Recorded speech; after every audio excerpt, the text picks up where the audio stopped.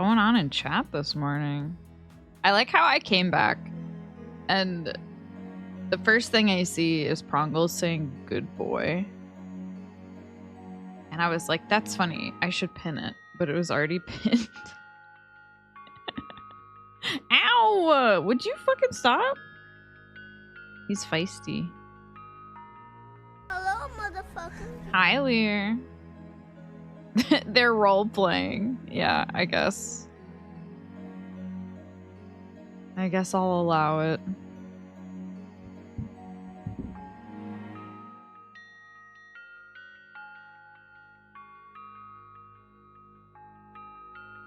Chibi Amiibi. That's me. That model is cute. Thank you. Yeah, I have 3 total models that I want more. I think they deserve the spotlight a bit. So I'm slowly integrating some kind of model swap system. Ow. Stop. He keeps biting me.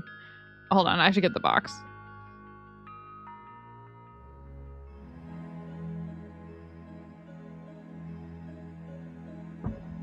Get in the box, idiot. As soon as I walked away, he punched me. Hello, motherfucker. Hi, Chop Chop. Where TTS? No TTS today. Today we're reading. It's story time.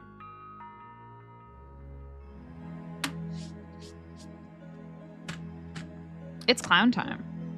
Hello, motherfucker. Hi, Rollis. Yeah. Hello, motherfucker. Yeah. Hi, Prongles.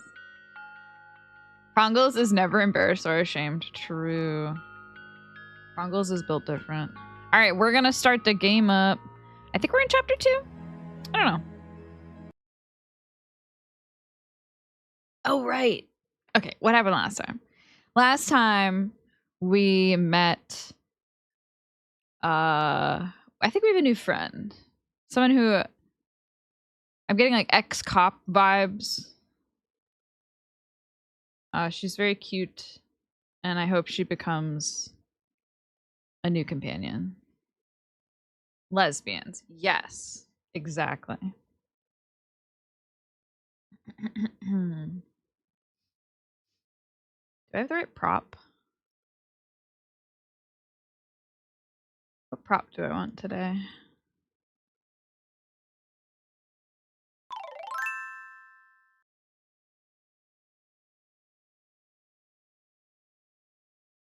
Can you, is that my desk? Oh, it's because of the outline. Hold on. Boop. Here.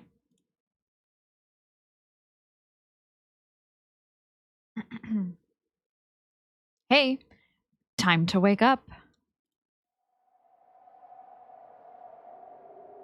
You've slept enough, right? I couldn't honestly say. Has something happened?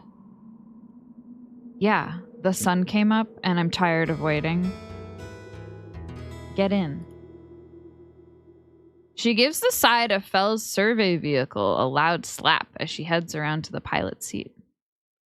Ooh, Lolly, thank you for the 15 streak. I think Nico also had a 10 earlier. Nice. I'm considering adding some kind of like stamp check-in to integrate with the streaks. We shall see. I might be too lazy to set something like that up, but it would be cute. I realize I'm not going to talk you out of this. What, stealing a stolen SV? Really? Stranding this woman in the wilderness, I mean. Not my problem. Get in. Having left myself no room for resistance, I obey. Damn, I guess we're just leaving her there. Felicie stirs only barely, still enfolded in a joyful dream. I must take some solace in knowing that I've offered her the only kindness I can.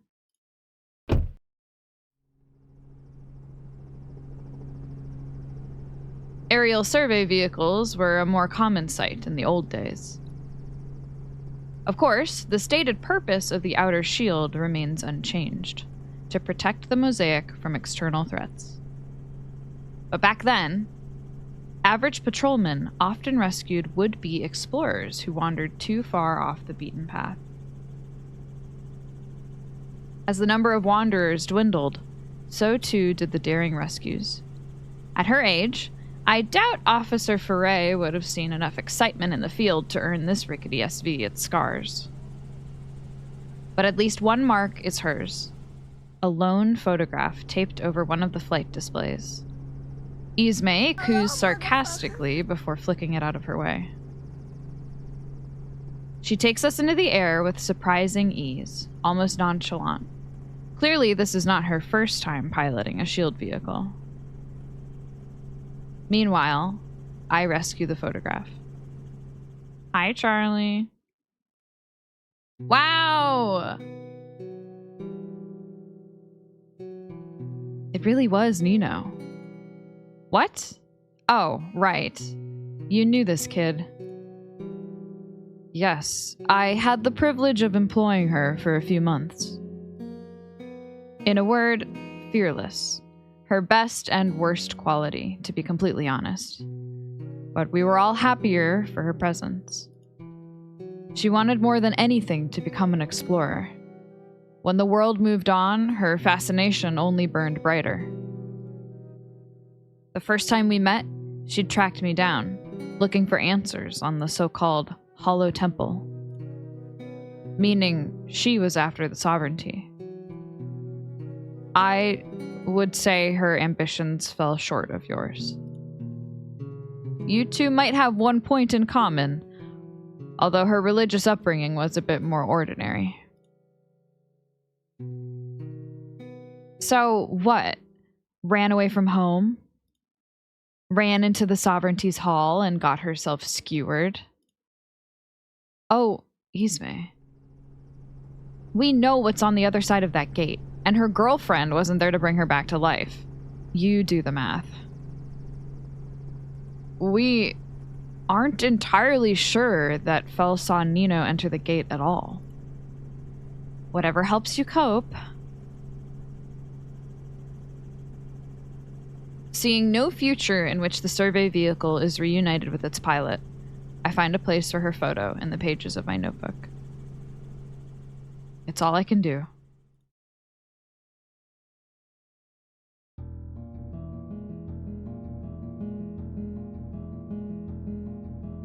Ooh, the music.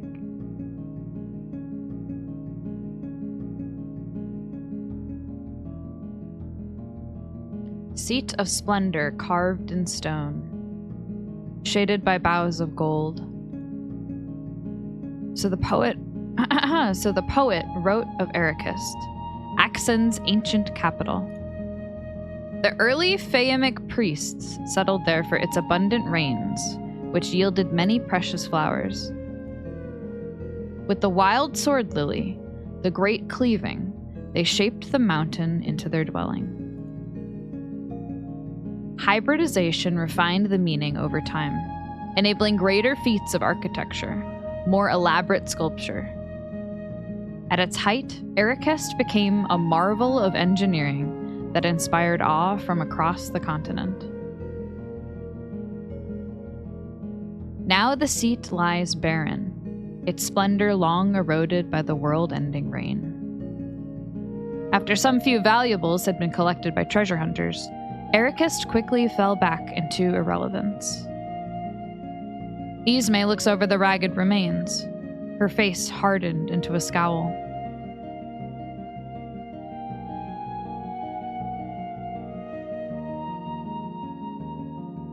Is this it?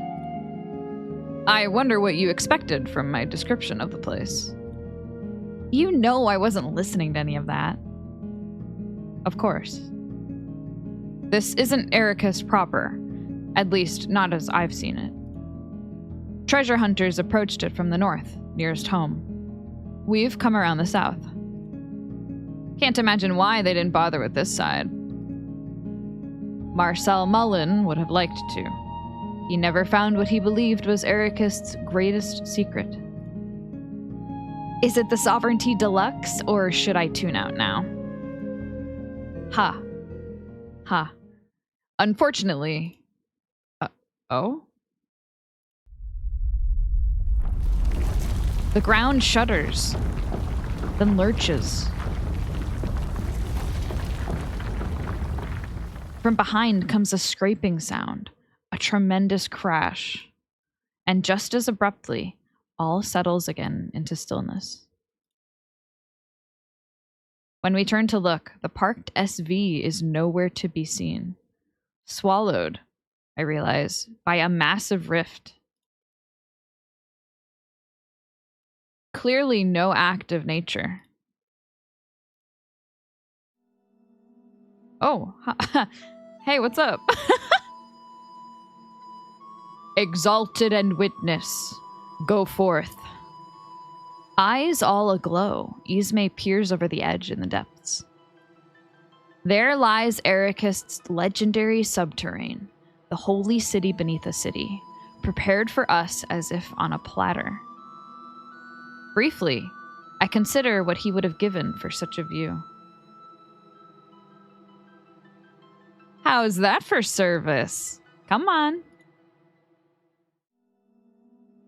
Indeed, our guide has graciously provided a path down alongside the cliffside, scalable with a good deal of care on my part, and very little on Ismay's. She hops down on instinct, apparently having taken to her new invincibility as a fish to water. At the deepest point, a great effigy carved upon the wall beckons us into a long, dark tunnel. So, humor me.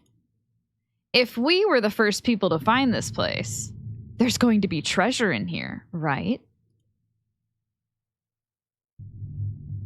Surely wealth pales before the promise of godhood, Exalted.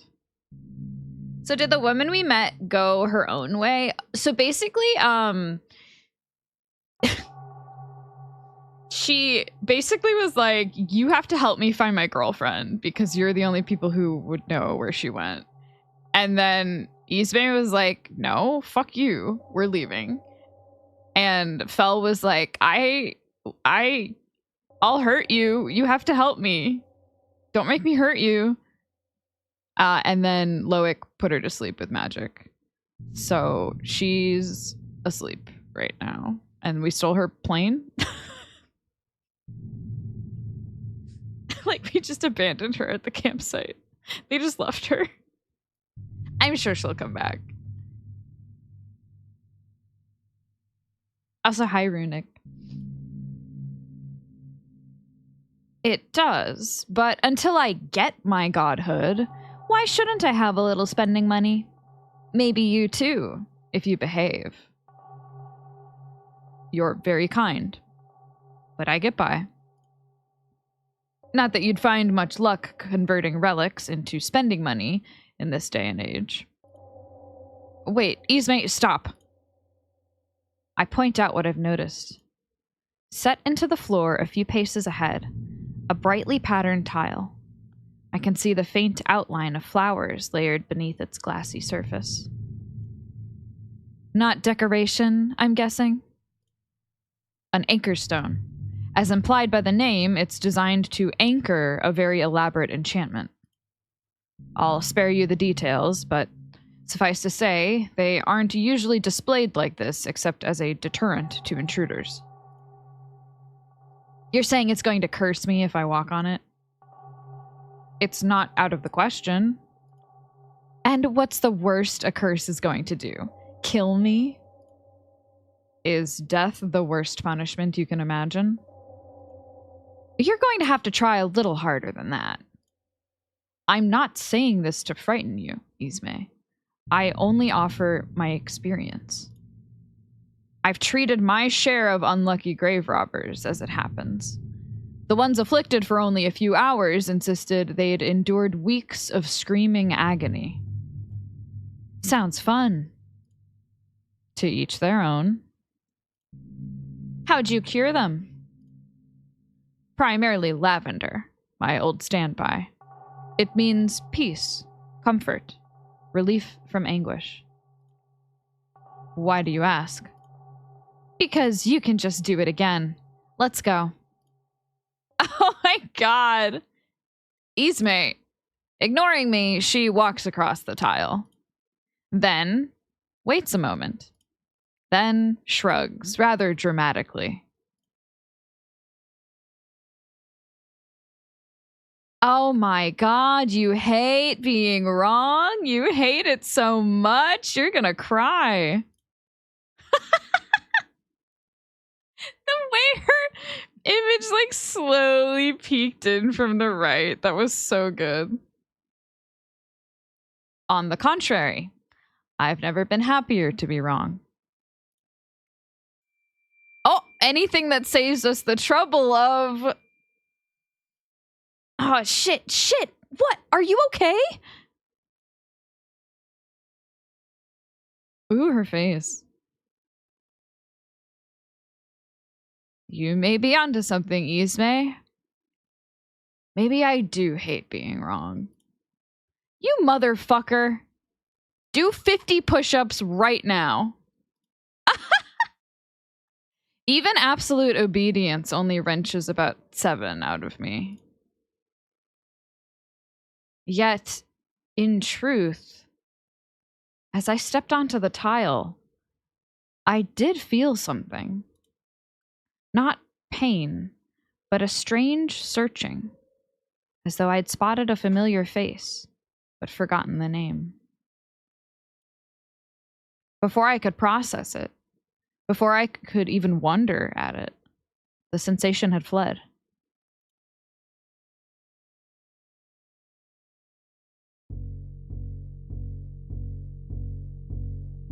Yeah, you like tricked her. That was good. Ugh, their dynamic is so fun. Wow. This is a hell of a lot bigger than the last ruin. And hardly a ruin at all. In fact, Ismay, you'll recall the professor whose writings sparked your search for the sovereignty? He theorized that this man was the last to wield it. Oh yeah? And who was he?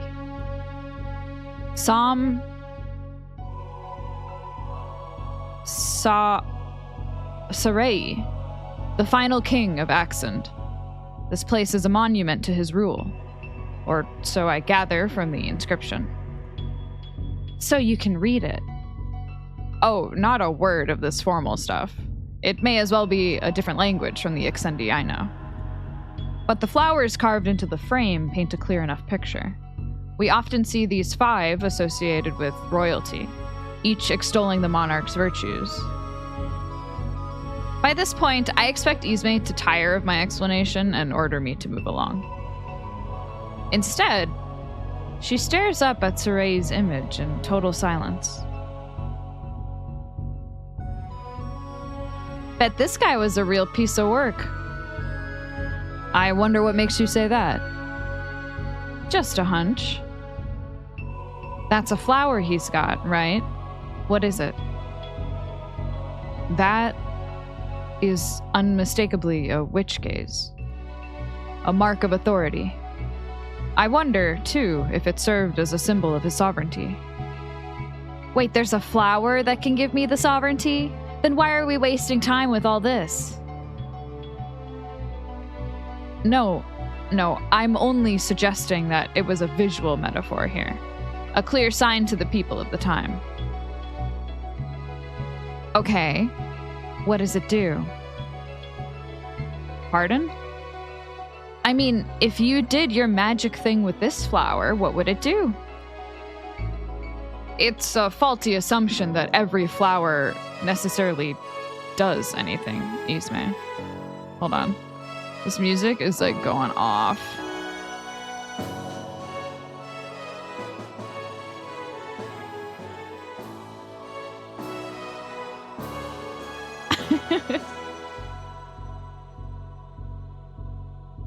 we'll see if that's good.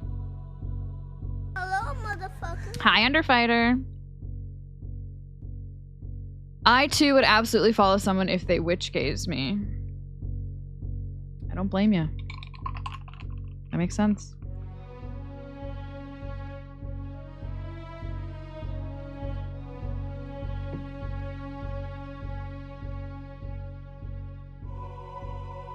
Answer my question.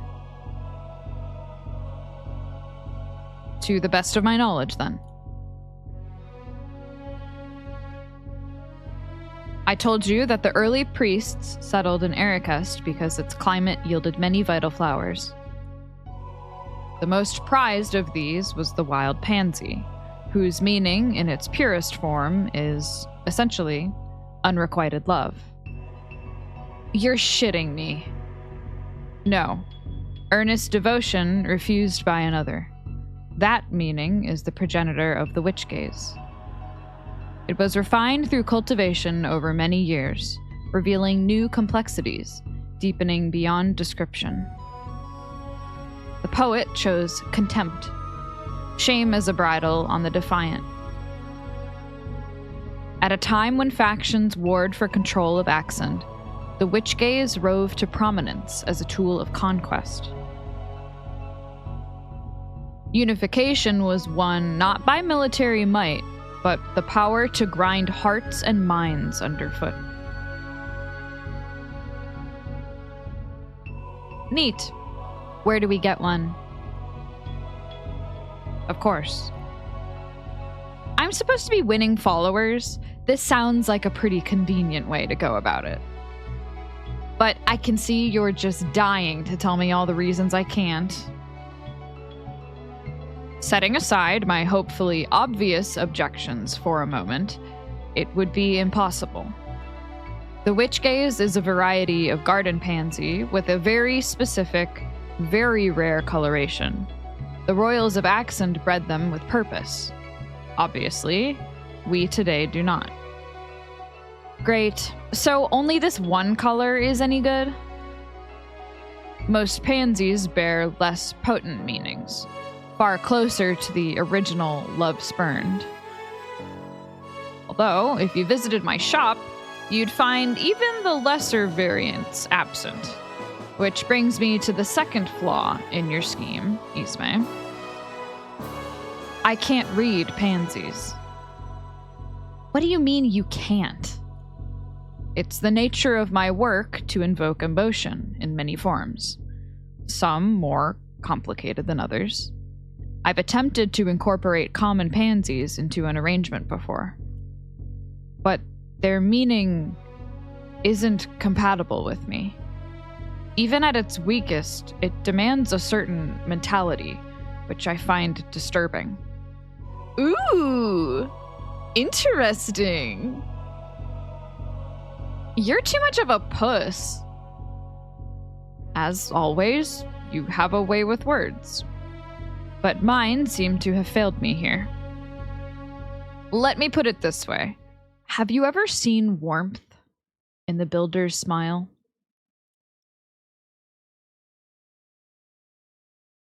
Excuse me? Supposedly, it's there.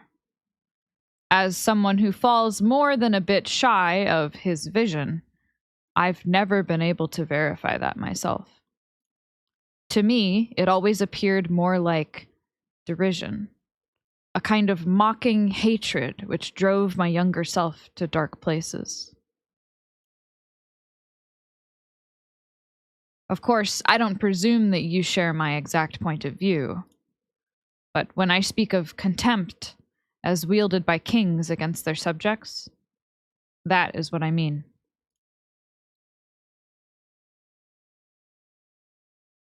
You can be a real buzzkill, you know that? Oh, not at parties. They love me. Ismay's interest mercifully runs dry, allowing us to return to the more pressing matter of her trial. Behind Saray's image, the path leads us to the heart of his monument.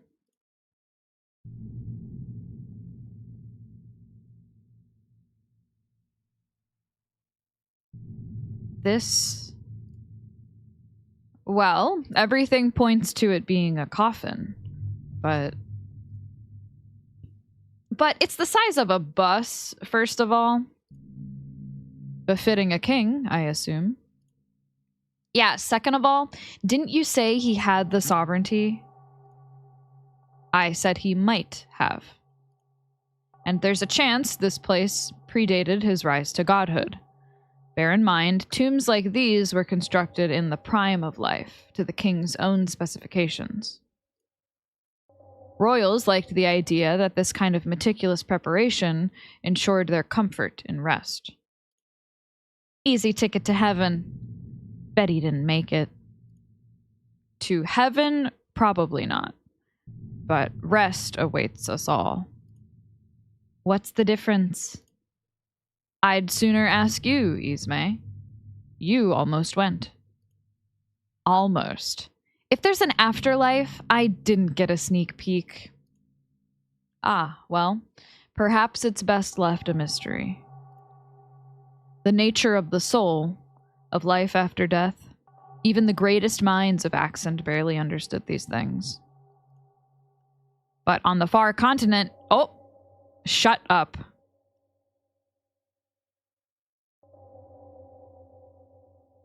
I don't need the history lesson. Just tell me a ghost isn't about to pop out of this coffin. Wait, what did he say? But on the far continent, as we call it today, there once...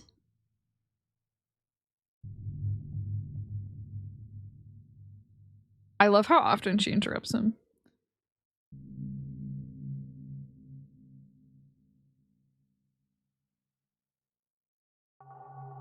Who can say?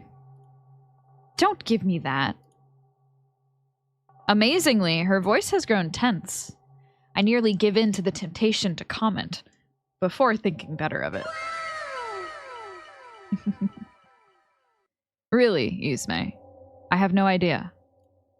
But if His Majesty were lingering here, I'm sure he'd have made himself known by now. Why don't we try... Hey! What was that? Hi, Apricot. I'll pet him. He's in his box.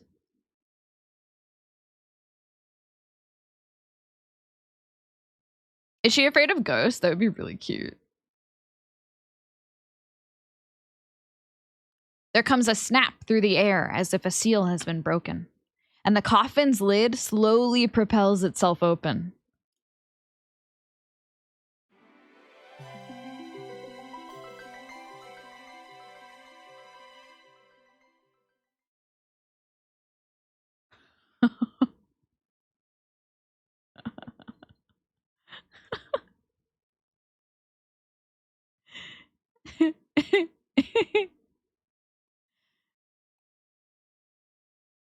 There's been...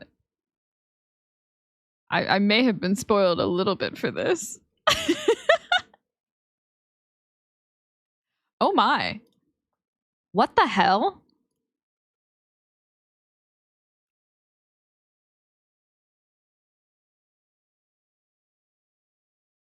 I have no idea what voice to give this character. Name me? Naomi, is that you? It talks? Go high pitch.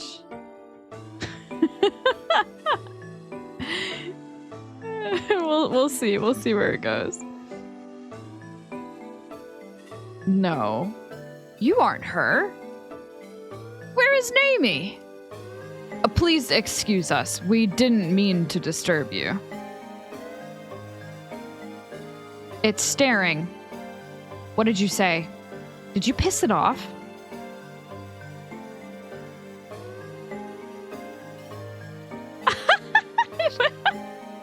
What the hell did you say?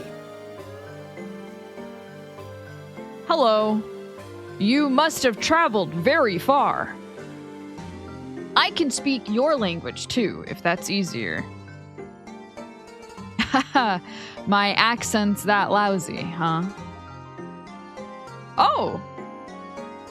Oh! No! Please forgive me. I didn't mean... No, I'm only joking. Here, we'll start over. My name is Loic. Loic, my lord, I'm honored to meet you. Aren't you going to introduce yourself, Exalted? Fuck no. Fuck no, my lady. No.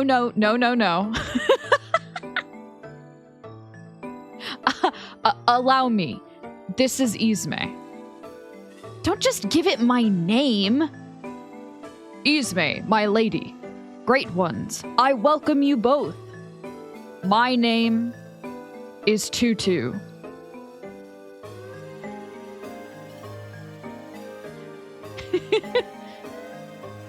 Tutu. That's a very charming name. Thank you, someone.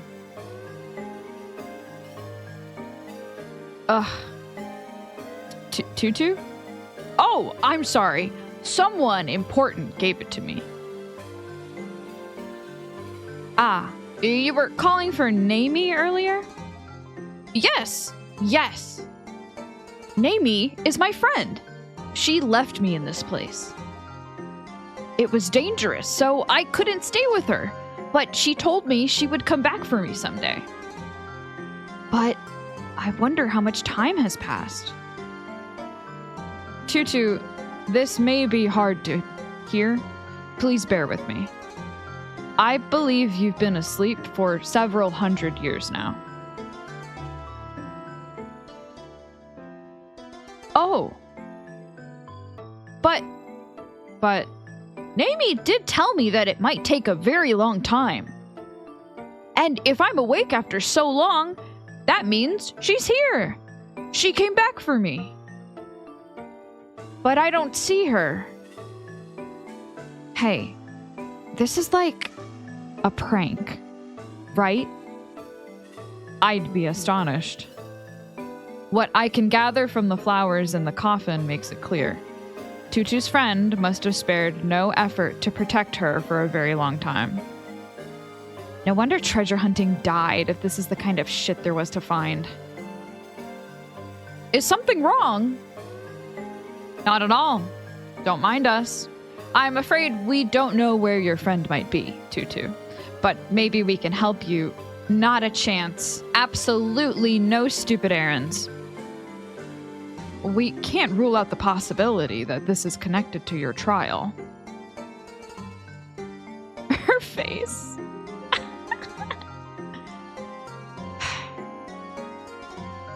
Will you really help me find my friend? We can certainly try. You're so kind! Thank you, my lady and lord! Oh, please, no formalities. Yes, formalities. I don't need to be on a first-name basis with a lizard. Thank you, my lady and Loic. Maybe your friend's gone ahead of us. At this, I point out the stone door on the far wall. It seems to open vertically, and it's clearly every bit as heavy as it looks.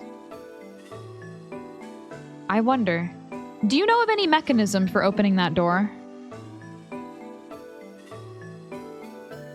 Door. Yes or no? I'm so sorry. I barely know anything. But I don't think that door is supposed to open. So we're definitely about to open it.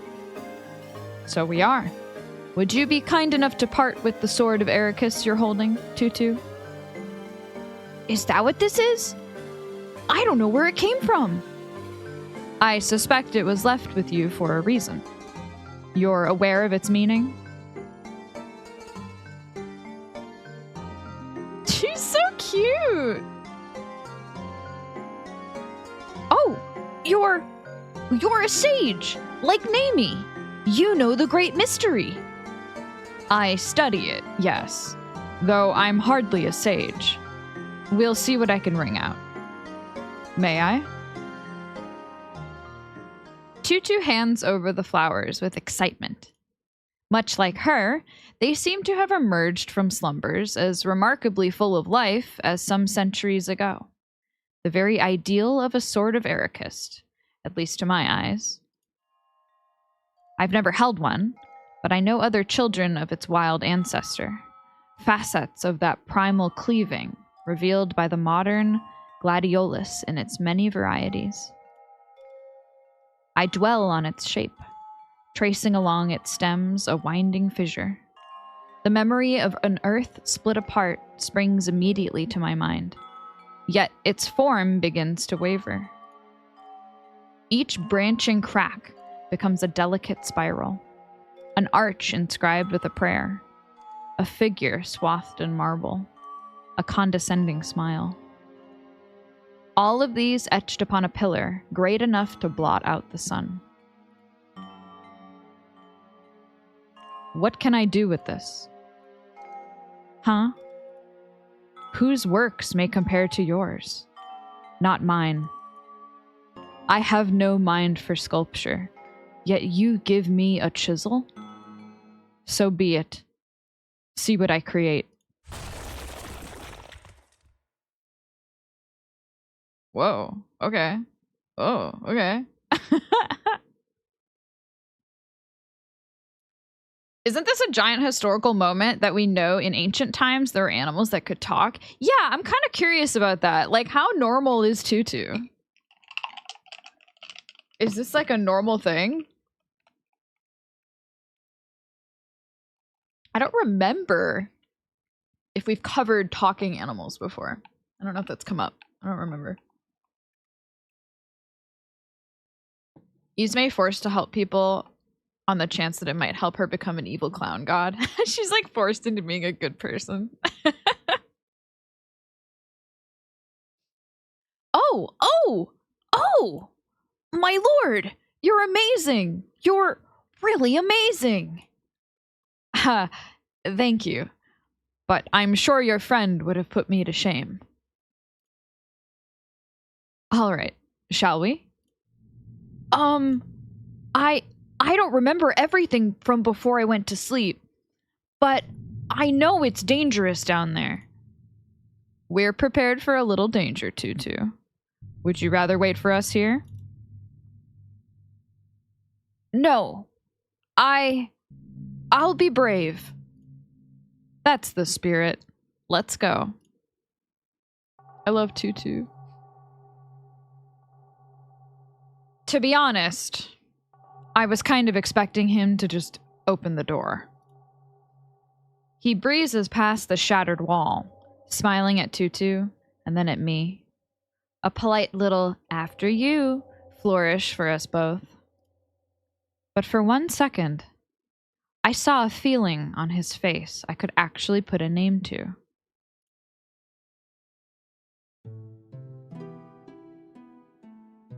Past the wreckage, a rough staircase leads down into darkness. This has to be it. The site of whatever trial the voice has planned. I have to believe that, or I'm going to go insane watching this gigantic baby lizard tiptoe down one step at a time, coached along by her new mommy. In places where the walls aren't broken up by tree roots, there are paintings. Little figures in various poses, dancing past Tutu as she stumbles her way down. Loic glances at one before he speaks. Forgive me for this, Tutu, but I have to say, I've never met anyone quite like you before. It's okay. I know animals don't talk. It's wrong. What? Unusual, certainly. But wrong? Humans are great beings. Their language is powerful. I don't think I was meant to have it. Sometimes I can feel it. It's wrong. Oh, but really, we weren't meant to have language either. Fayum broke divine law by granting it to humans. Or so the story goes. I can't imagine it's any more wrong for you than it was for us. Now that you mention it, I think Naomi said something like that. Then Naomi had the right outlook. I think it's a wonderful thing. Come on. It's a little freaky. I wouldn't. It's freaky. Admit it. It's freaky, as are many wonderful things in this world. But we've strayed from what I wanted to ask. If you don't mind, Tutu, how did you learn to speak? I didn't learn. It was a gift from the great king. Truly? And how did he grant such a gift? I can't remember. I'm sorry. No, that's all right. I'm only surprised. What an incredible feat for a mortal king. Wouldn't you agree, Ismay? Yeah, incredible. This guy had the sovereignty, and he blew it on making an animal talk. Was he 5? Tutu? She's stopped a few steps behind, staring up at a spot on the wall. The dancing figures gather around one much larger. Actually, looking at it now, I realize the ringleader is the only human. Hang on. These are all animals. There are more of you? I think so. I'm sorry. I wish I could remember everything. Maybe I can help. This mural reminds me of a story I've heard. Really? Oh, God, we don't have time for this. Ismay, I think no. I'm putting my foot down. No more stories. My apologies, Tutu. It sounds like I've exceeded my story allowance for today.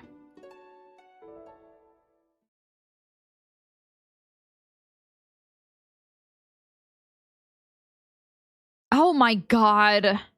2 minutes. That's it.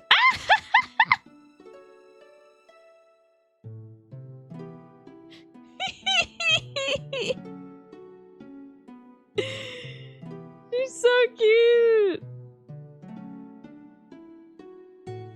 I like that that worked. Ismay's not totally heartless. More than enough. I'll tell the abridged version.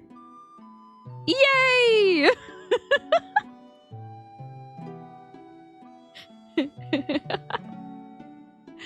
There once was a priest who sat in the gardens and sang praises to Fayum.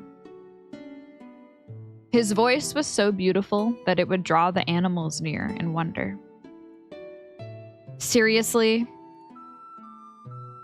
A chimera heard the priest's songs from within its cave. Filled with spite, it thought to silence him forever. One day, a strange song drifted from the cave and captivated the priest's heart. He wandered helplessly into the chimera's den, where he was slain. The animals, who so loved the priest, gathered where his body lay and began to sing in his memory. This heartfelt song revived their fallen friend, who sang together with them for years to come.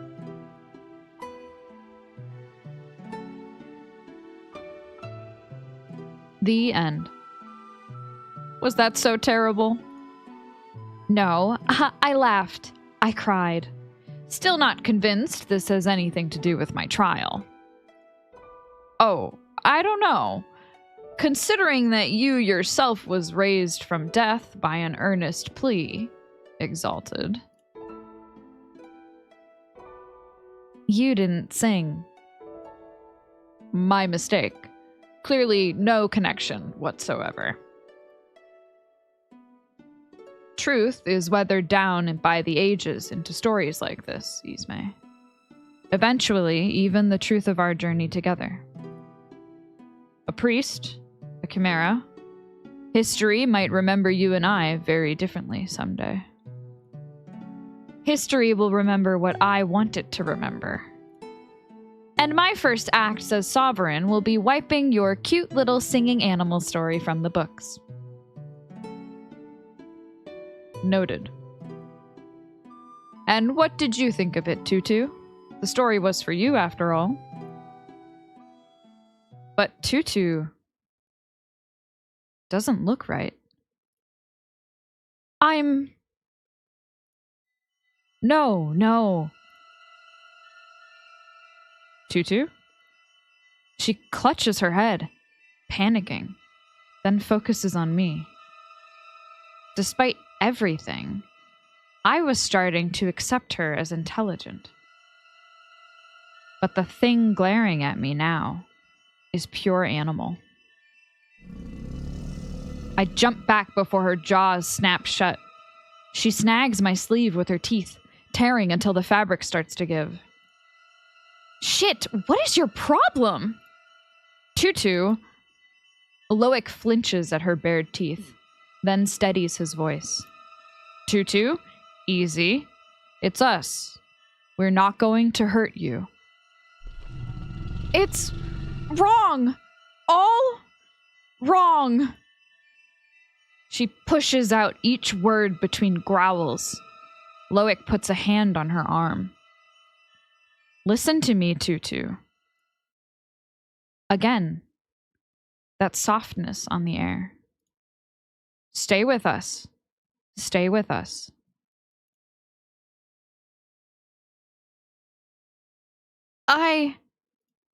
I'm sorry.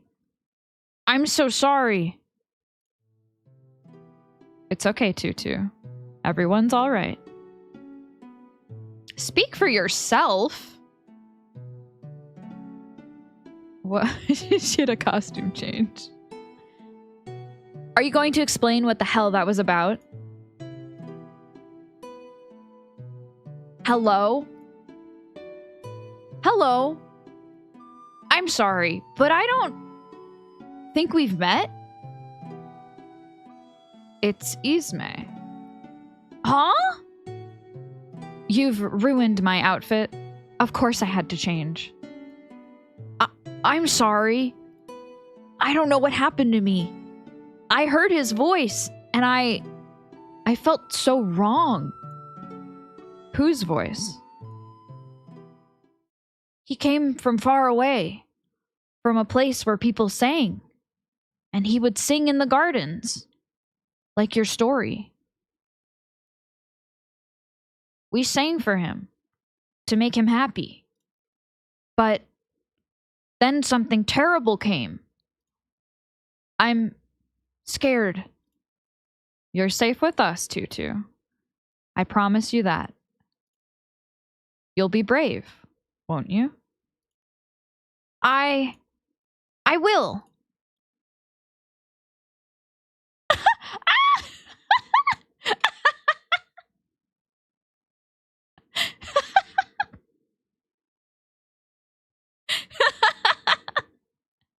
I'm going to throw up if these two keep doing whatever they're doing.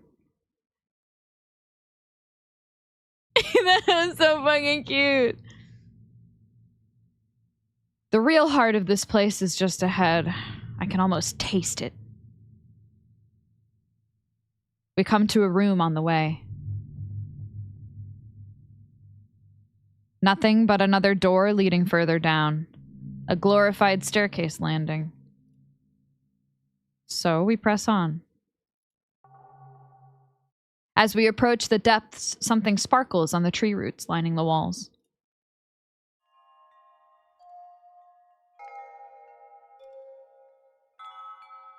How lovely. I wonder what these are. So there are flowers you don't know. The vast majority, I'd wager. Countless species have simply been lost to time. These would appear to be some kind of orchid, but beyond that... Hello, motherfucker. These are... Remembered something, Tutu? Yes, the flowers underground are important. Nami said they were important.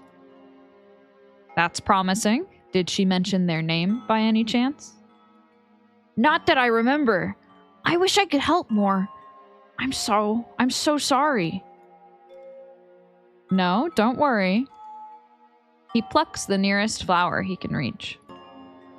Let's just call them monument orchids for now. And they have to mean something juicy, right? Juicy, I'm not sure about. Well, guessing won't help us at any rate. Meditation reveals meaning, but without some sort of starting point, that could take weeks, months. Months? Pessimistically, I'm hoping we have a bit more to go on. Tutu, do you remember anything else about these flowers? Even the smallest detail Nami might have told you. They would make his voice. Tutu? No, please stop. The darkness beneath the roots moves. It starts to churn, dripping upward through the air in long trails. I look closer and see something tangled up in it. Animals. Fur, wings, scales shuddering together. A giant herd, eyes all opening at once, all shining on us. The shadow carries them up its tendrils. Big, exotic beasts, birds, whatever else. It gathers them together, twisting their limp bodies into limbs of its own. Then, a voice rings clear as day in my mind. Loic shares a look with me. He hears it too. Exalted seeker of the sovereignty.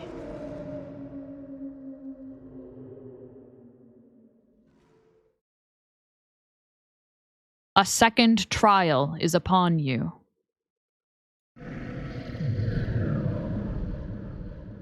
No! It jolts awkwardly, slamming one limb against the ceiling, then the walls. Somewhere above, I hear a sound like a landslide. Then animals screeching, bodies broken by the impact. The thing pauses for a minute, and the shadow knitting it together turns again. Thin lines begin to ripple out over its limbs. In an instant, its wounds are cleared, leaving nothing, not even a speck of blood. Tutu's already scrambled back up against the steps, screaming her head off. We follow behind into the antechamber. But the way beyond that is... blocked off? What the hell? No! Tutu crumples to the floor, grasping at her head. Wrong! It's wrong! Wrong! Now? Really? Tutu, it's all right. I can still hear the stampede thrashing downstairs. Only a matter of time before it catches up. Out of habit, I put my hand on the wall. What am I expecting? Stupid. I only have time to glance. It's not going to match perfectly, but a wall is a wall. I picture what I want, eyeing the right spot on the floor, and pull the trigger. And now, a false slab of wall conceals the corner where Tutu is melting down. As claws scratch up the stairs, I duck into hiding. Tutu howls on, while Loic runs his hand along the ridges between her eyes. Wrong! Tutu, hush now. Be at ease. You're precisely where you belong.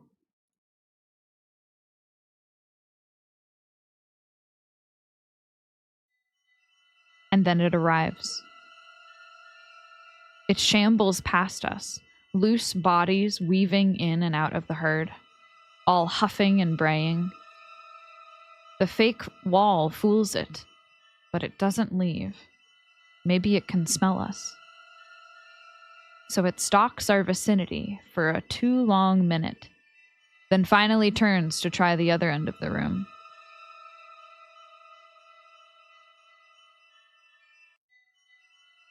Ugh. Well, it's not quite the chimera I imagined from the story. And I'm guessing my trial is to kill it. But it healed itself. Let's not jump straight to violence, Ismay. We may only need to pacify it again. Okay, Mr. Pacifier, you're up. Well, the lavender wouldn't take. I know too little about what we're dealing with. The new ones, then. The orchids. What about those? Right. My instincts say they must have been used to hold the chimera down there in the first place. So use them to put it back. With no idea of their meaning, I can't use them for anything. Plan A, then. Wait! Suddenly, the chimera turns its writhing heads back towards our hiding spot and starts stalking back across the room. Please, I need a diversion.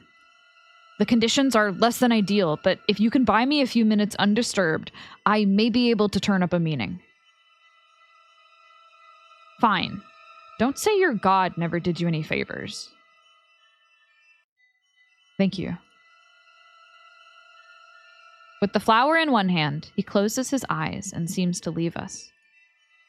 Tutu, curled up by him like a dog, makes a pathetic face as his petting hand stops. I can hear the chimera sniffing around just outside our hiding spot. What are you going to do, my lady? Shut up.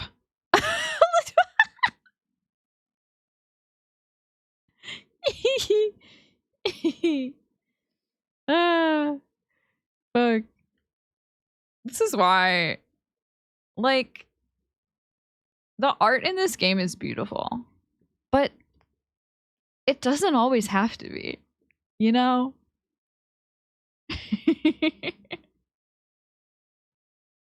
This too is beautiful, you know? Shut up. Ooh, how'd you do that? Shut up, I said. I lob the ball out from behind our hidden corner. It jingles as it bounces along. Gasp! Oh no! You've dropped your beautiful ball, my lady! Huh? Oh no. There! I've caught it! Okay, I'm going to bring it back now. Please, just wait right there, my lady. Her fucking face!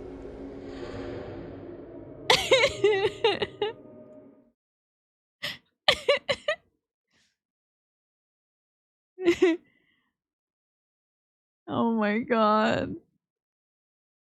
Look now beyond form, beyond symbol, beyond the veil. Lay open your heart beneath my lips, and I shall tell you what I know.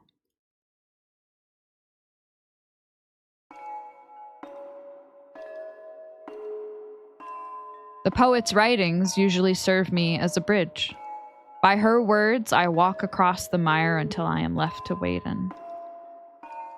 This bridge is much shorter, yet I prefer it. Freed from the constraints of ceremony, of reverent study, I can simply get to the point. They would make his voice. Then, as if summoned, that same voice rose to torment her. Wrong, wrong, again and again. But these were not her words. I reflect on the flower's form, seeking sense within it. In the array of its petals, in its barest weight on my palm, In its sigh, bright and fragrant, devoured by the earth. In the decaying roots adorned with ribbons of lace. Beyond all these, I hear the sound of rain. It fills the air like voices shouting to be heard, joined one moment in alluring harmony, the next only noise. As I sit and listen, a stray drop singes my hand, raw, bracing pain. It sparks in me a kind of ravenous panic. I imagine myself running out to burn alive in the storm. But I have crossed the threshold. My refuge is as endless as the sea. Now I see where the rivulets run, where violent waves crash and fall silent. Silent. Exhausted with relief, I grasp at my throat for a cry which never comes. Silence, silence. Hey! Hey, hey, hey, hey, hey, hey. Hey! Hi! Did you find out what your flower means yet? Silence. What? Go fuck yourself. Thankfully for all present, this is not a command. No, the flower means silence, Isme. Oh. At least that's my first thought. But where's Tutu? Oh, she got eaten. What? Oh. What? I distracted the thing. I did that. You have to thank me for that. After offering my sincerest gratitude, I look out from the hiding place. As I feared, the Chimera's form has changed. Now Tutu's face emerges from the tangle of shadows, her body limp and jaws wide. But the swarm does not move. Glassy eyes gaze in every direction. Shadow ripples out again, smoothing over its form as if adjusting to the new addition. Well, now's your chance, if you were planning on stopping this thing. I need more of the flowers. What? Why? What? No, oh my god, I don't care. Just go. I'll even buy you more time. The light of creation gathers at her fingertips. Okay. I'm gonna stop here. I have no idea if this is a good stopping point, but this is where I'm gonna stop.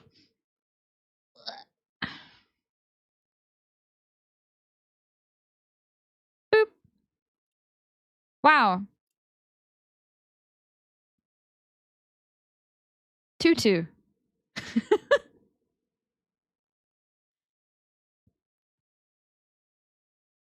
A perfect creature.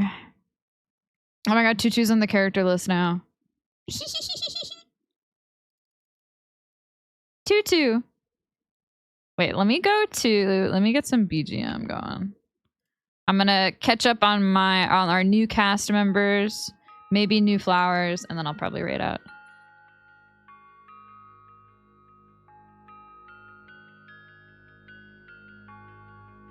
Oh, I don't get BGM for it? Fine. Fine. Tutu the Awakened. An anthropomorphic alligator found in an ancient tomb for reasons unknown. Likely owing to her many years in enchanted sleep, she remembers very little other than her dearest friend, Nami. In addition to her native Exendi, she seems to command fluency of the Mosaics language. Anything new? I don't think so. Isme. Oh, her new fit. Isme the Tested. There's a new Loic. Oh yeah, I think there might have been. The voice of the sovereignty has acknowledged her potential. A series of trials stands between Isme and her ideal world. She could really do without all this tedium, but she's made it too far not to see it through.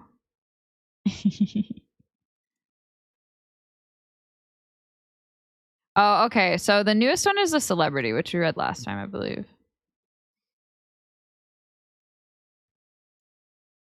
I am a little sad that we no longer have the boob window, but her new fit is good too.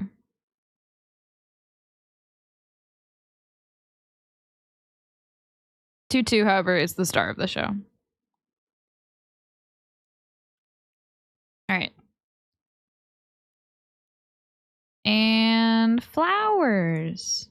Oh, fuck. Which of these did I not read? Are they in alphabetical order or are they in order of...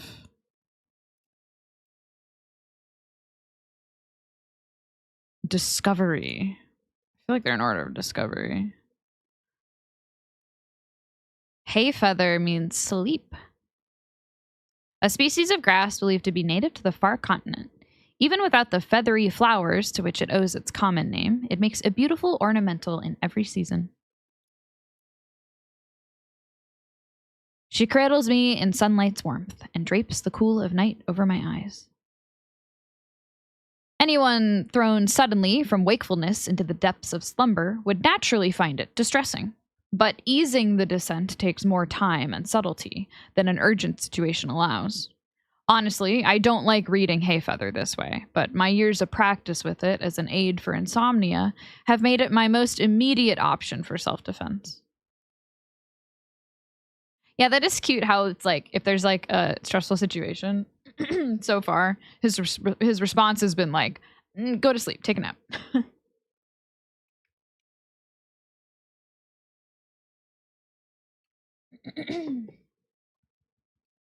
We got legs with this one? Wait, did we? Hold on.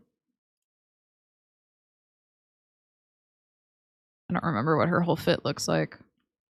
I believe you.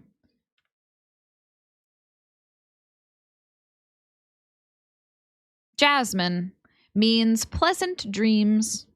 A deciduous shrub bearing star-shaped flowers, prized for both fragrance and medicine. It was widely cultivated not only within Axend, but throughout the pre-Mosaic world. In the refuge of my heart, I sit unveiled, gazing still on words sublime. According to legend, jasmine was first brought into Axend by a lord who stole it from the neighboring land of Ehai. In retaliation, the Ehai raised their voices against him, cursing him with terrible nightmares. Fame supposedly saved him by revealing the flower's meaning as he slept, and so on. Frankly, I'm not sure how much stock I put in this story, but I do find it revealing. Flowers from all over the world were gathered within Axend at the height of its power. It's not impossible to guess how the monarchy managed that. Poppy means misplaced memory. An annual wildflower with bright scarlet blooms. Its seeds can lie dormant in soil for many years, only germinating when disturbed.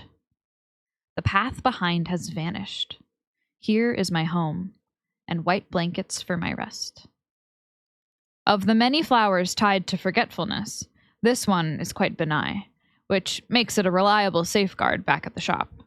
Its effects is nearly imperceptible when read carefully, as the mind dreams up new explanations for the blanketed truth. Still, as with all flowers of its nature, it is extremely elusive in meditation. Thanks for the stream. Gotta head out. All right, Papa. Thanks for stopping by. Lavender means comforting peace. A strongly aromatic flower known for its mellow purple hue, therapeutic properties, and varied culinary uses. The Tower Center Gardens lavender field draws tens of thousands of visitors every blooming season. Here, grief means rest. Here, wrath finds ease. In the solace of your arms, I know peace beyond knowing.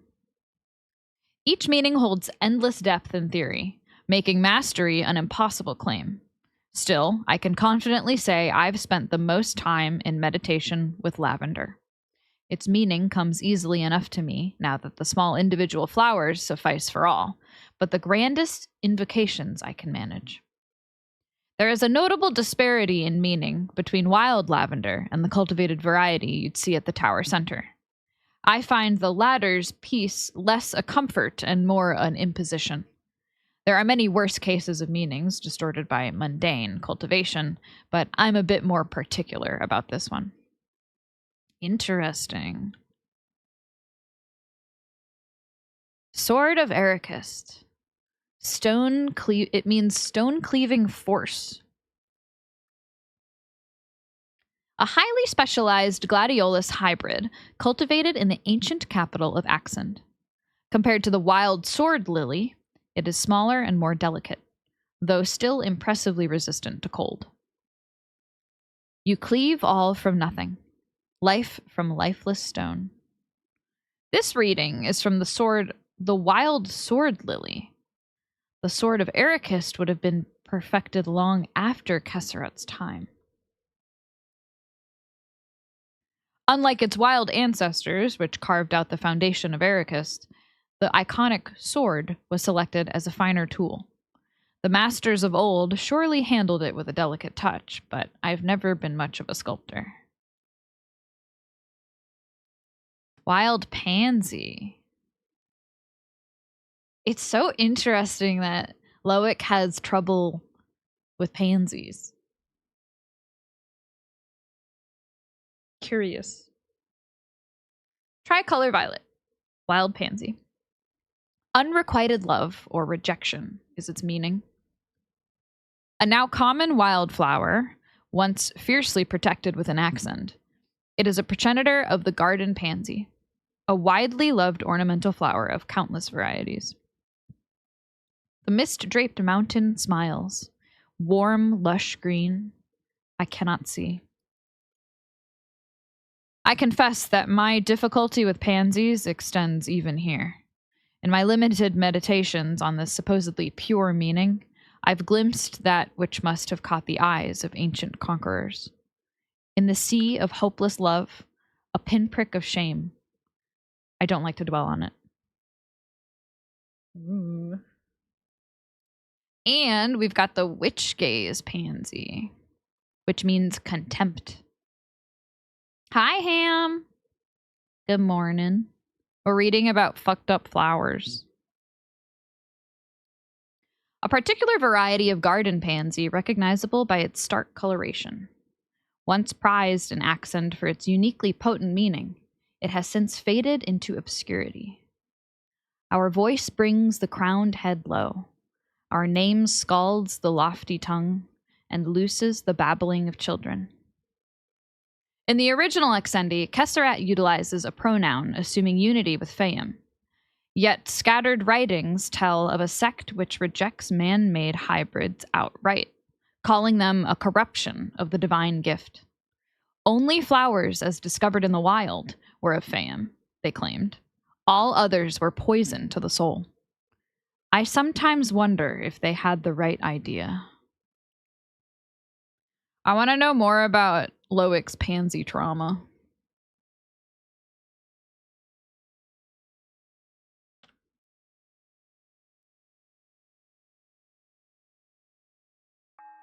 I am intrigued. All right. So next time we get to continue with whatever Ismay creates to rescue Tutu from a horrible fate. Was he forced to reject someone with the flower? Maybe. Maybe he had an unrequited love experience and now he can't read pansies anymore. If she doesn't save Tutu, we are killing her. See, but Velvet, to do that, we'd have to kill Loic too. Unfortunately.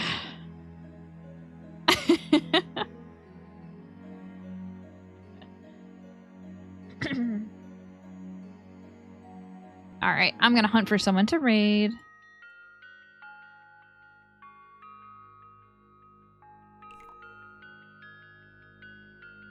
The fact Ismay needed to force Loic to praise her because she fucked up was pretty funny. Yeah, she had a lot of really funny command moments today.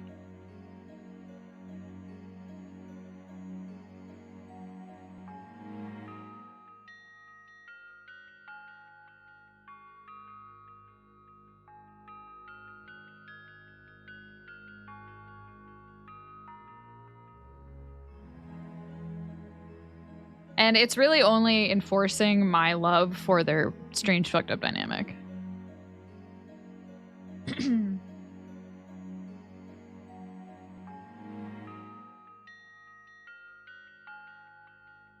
Like, I can't tell if I ship them or I just really, really enjoy their interactions.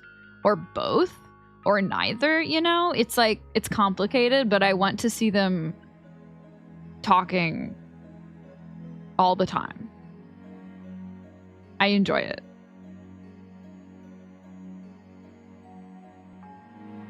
I think there's great potential with this dynamic.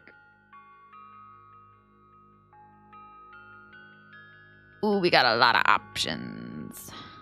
What the fuck is Wix playing?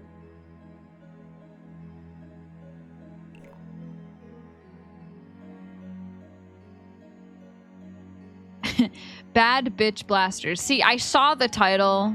The confusion was sort of just... It was just sort of a statement. Maybe we'll check this out. Okay, Lolly's playing Ape Escape. I don't know what the fuck Bo is streaming. Wigs is playing Bad Bitch Blasters. Murr and Frog are doing art. Anyone else?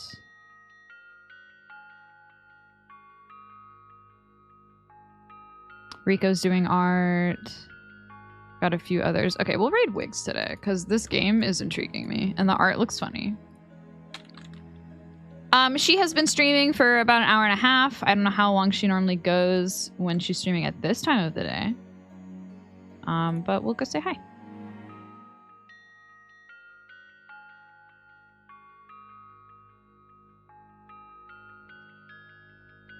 I will see you guys on Saturday next, I believe. I think that's my next stream. I'm not streaming a whole lot this week.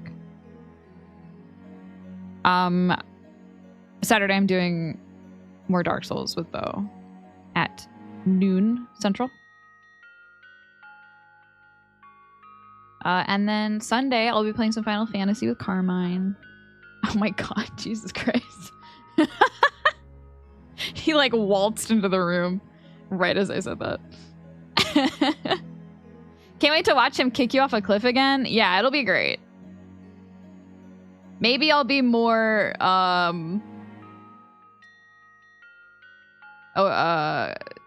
prepared for it now. We'll see. All right, thanks for hanging out with me, y'all. I'll see you later. Bye bye.